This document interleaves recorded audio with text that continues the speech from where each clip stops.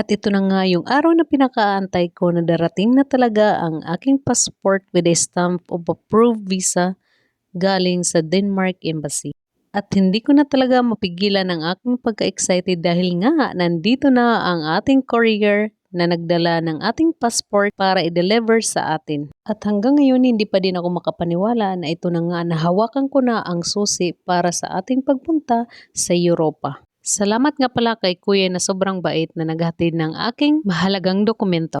At dahil nga natanggap ko itong aking parcel habang ako ay nasa trabaho, nagpaalam muna ako sa aking manager on duty na ako ay sasaglit sa may security gate at may kukuhanin nga akong importanteng parcel.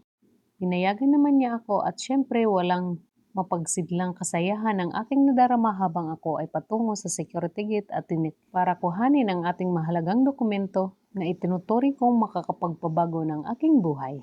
At sabay-sabay po nating bubuksan itong envelope na ito na naglalaman ng importanteng bagay para sa akin.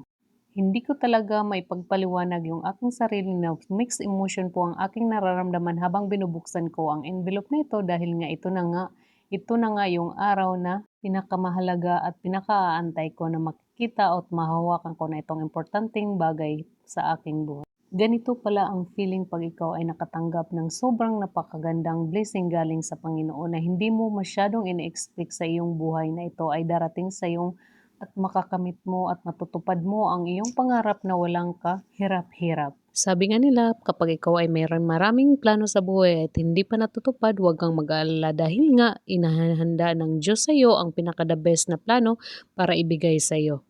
Hindi man ngayon, pero sa tamang panahon, yan ibibigay sa iyo ng Panginoon na walang kahirap-hirap at mas pa sa ini-expect mo ang ibibigay sa iyo ng Panginoon. Manalig ka lang at magtiwala ka sa proseso na gagawin niya para sa buhay mo.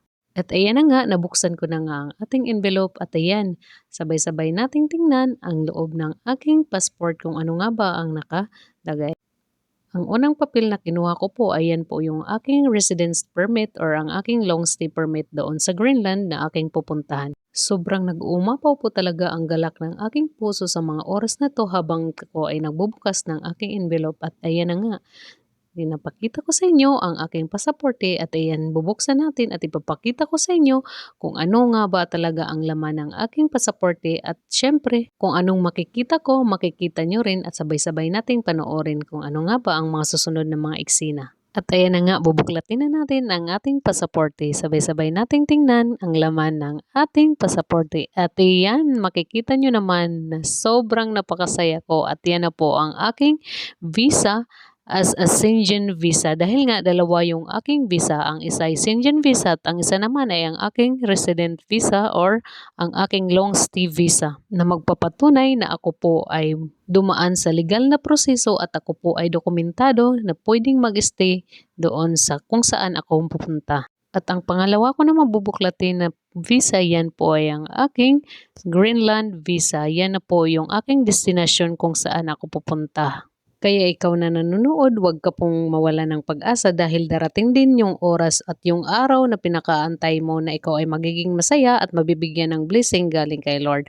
Kaya manalig ka lang at syempre sabayan mo din ng sipag at tiyaga dahil nga sa huli iyong makakamit ang tunay na kasiyahan at kagalakan ng iyong puso. Hindi man sa ngayon pero sa tamang panahon. At hanggang dito na lang po ang video na ito. Sana po ay na-inspired ko kayo. Maraming salamat sa panonood at suporta sa aking mini vlog. And shoutout nga po pala sa Work NGL na aking recruitment agency. Sana po ay pagpalain kayo at marami pa po kayong matulungan na ating mga aplikante na makaalis papuntang Europa. Bye-bye!